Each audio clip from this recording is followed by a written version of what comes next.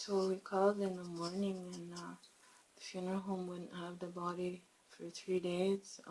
Wouldn't be released to them from Hamilton until 3 days. So they said, what happens after that? And they told us that he comes to the funeral home and you have a viewing, and then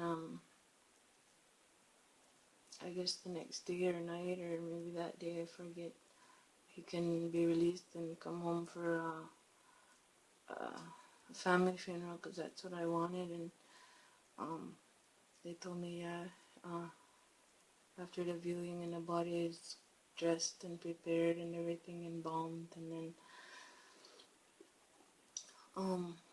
so I waited 3 days and for my baby to come home, because I hadn't seen him for 3 months, and this was the next time I was going to see him.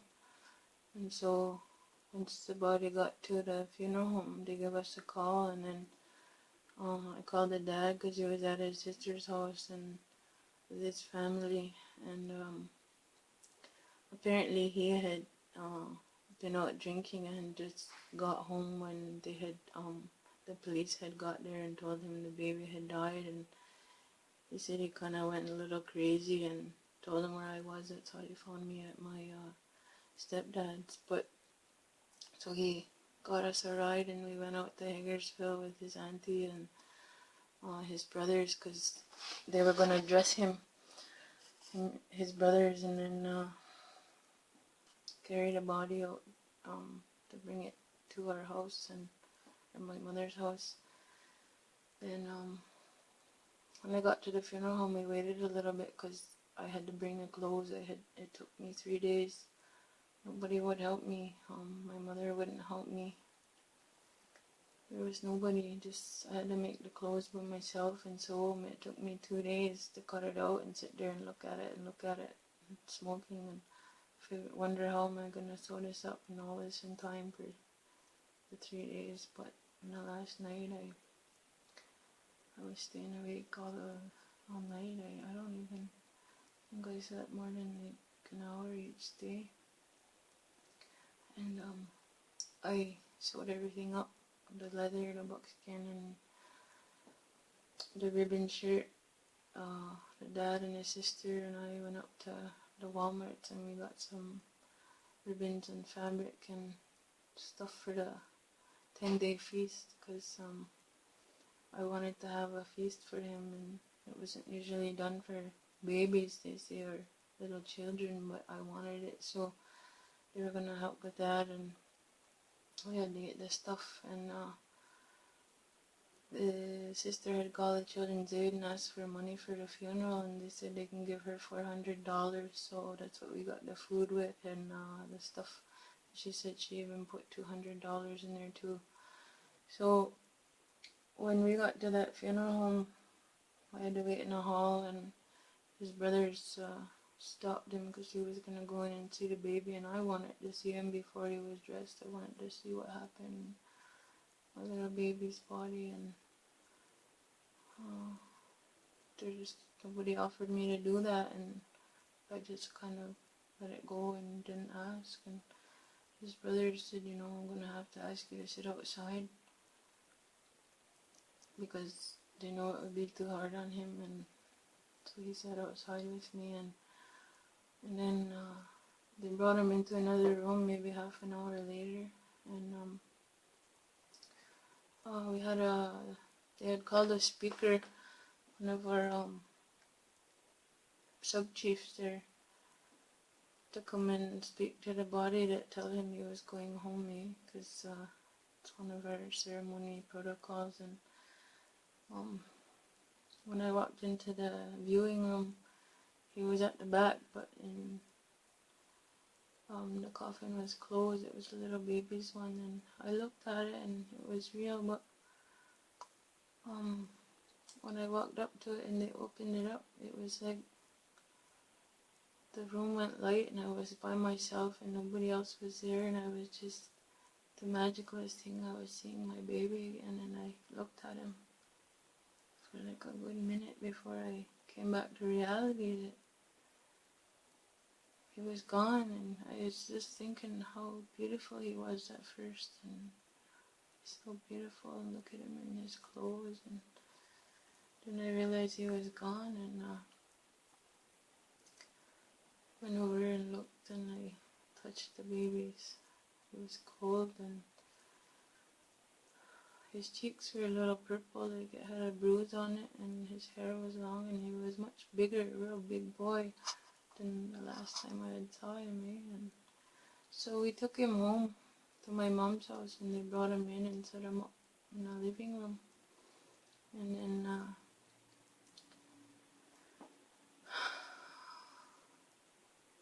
we had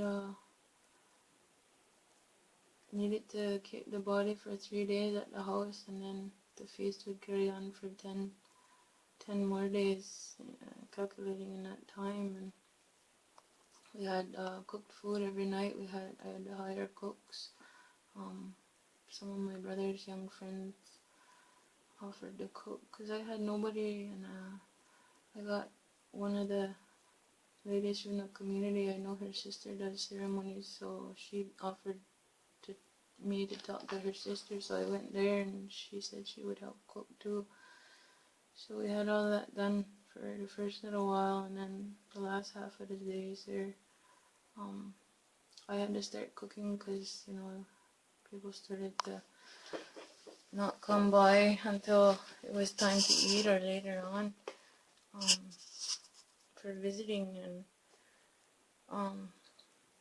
it was within that time that he was there that the CAS apparently called the dad's sister and told her, well, we got all his stuff from the foster home, do you guys want it? So she asked me, and I said yeah. And then they went to get it, and they brought it back to my mom's house, and I went out to see it. I thought it would be a few things, but it was a whole truckload full, and the back of the truck was just full of belongings and clothes and a crib, and I mean, they sent everything.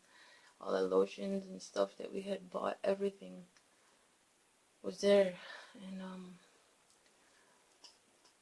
we had to sort out the property because in our traditions, when a person dies, it's part of the feast ceremony to give his belongings away to the people that helped out and people that come out to the funeral. And so we took it into my mom's basement and started sorting it out later, and I was looking at the crib sheets, and they were great big adult blankets they sent us. And later when I read the police report in the court papers, they had said that the foster mom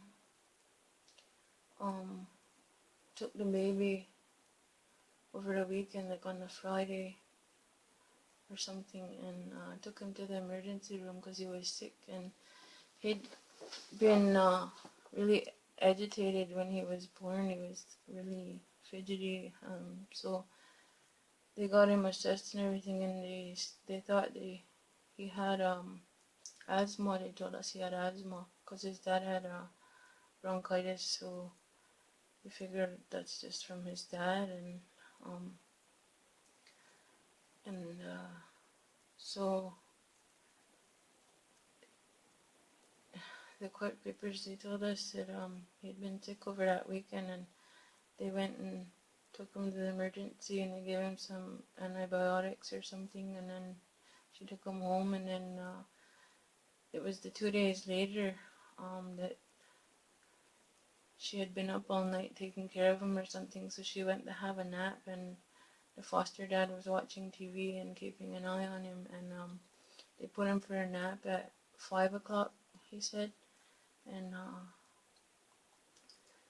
checked on him once at or was it, he put him at 3 o'clock, and then he checked on him at 5, and then said he was fine. And then at 7 o'clock he went in there, and he was already dead. And it said he tried to do CPR, but or he was going to do CPR, but he had already been dead, so he waited for the paramedics to get there, and they figured it was a DOA dead upon arrival, so they didn't bother to put a machine on him or anything. And the ambulance report was that in the crib there was a leather adult's glove and some adult blankets, and I'm gonna, I wonder about that. Like, why was there an adult leather glove in there, and did they smother him, or what are these big blankets? You don't put that in babies' cribs because of the risk of them smothering. And why didn't he try CPR? What kind of dummy doesn't do that, And who leaves a baby for 5 hours in a nap and checks on him once because he had bronchitis? The coroner's report said contributing bronchial factors related to the death and SUDS, sudden unexplained death syndrome, combination of both of those. So my son had bronchitis, which they were calling asthma, I guess, and he couldn't breathe already. He was sick over that weekend and congested, and you go and leave a sick baby alone in a dark bedroom in a scary place, you don't know where he is, and you leave him alone for 5 hours, and then wait till he dies or something, and then you don't do CPR, and there's an adult glove in there. So I figured that it was wrongful death and negligent homicide because they didn't bother to. They were negligent in taking care of him, because you don't do that to a sick child. I would have kept my child on my shoulder. I would have kept him on the couch beside me watching the TV, And the children's aid knew he was sick over the weekend. They didn't. I mean, how many children have died in their care, and how many years have they been in existence? Over 200, and this country is North America, and they don't have any protocol when a child's sick, and especially that sick. Like, you need to keep an eye on them 24/7, and give them some guidelines. They were all negligent, and it was a wrongful death to me, and I still know it is. But I took the foster parents and the children's aid to civil court. I made an application, and I couldn't get a lawyer. I couldn't get a law firm to back me up. I couldn't find anybody to do it pro bono, and I just couldn't get anybody to do it. So I had to do all the research on my own, make all the applications, and we had to wait a few months for a while for the coroner's report to come back, and that was satisfied when it came back. The Crown was waiting for that to see if I could go ahead with the case, and they said they believe there's a good cause here to go ahead with the case. But we had scheduled another court date, and the judge had told me, he says, don't think that you have a limited time. This can take as much time as you need, and you can always bring it back to court. But I didn't bother go back to the next court date because I was just so overwhelmed by then, and after losing a baby and in grief, I was a grieving mother, and I had to bear the weight of the system on my shoulders twice as hard, not just the children's aid dealings I had, but now them being responsible for the death of my son, and they were negligent because in the Child Family Services Act and Family Law Reform Act, in one of them they have a clause where a native child is supposed to be in a native foster home or a kinship family placement, and they put him in a non-native, in a Christian family. And at the time, I wasn't a full Christian as I was just in the very beginning of becoming one, and so that was all pretty drastic for me, and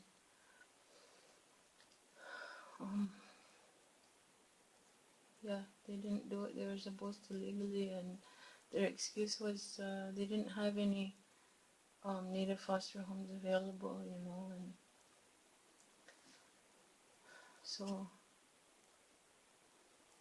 I didn't go back to that court date because it was too much on me.